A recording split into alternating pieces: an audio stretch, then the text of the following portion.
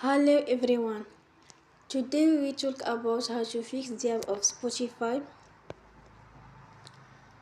You will go to settings. Then we click on apps.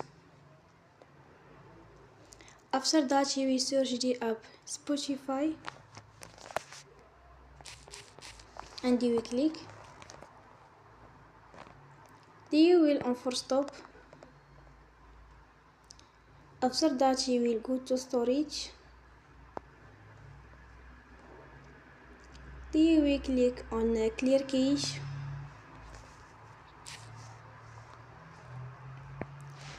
In the end you will turn off your Wi-Fi and you will turn again. Don't forget to support us by like and subscribe.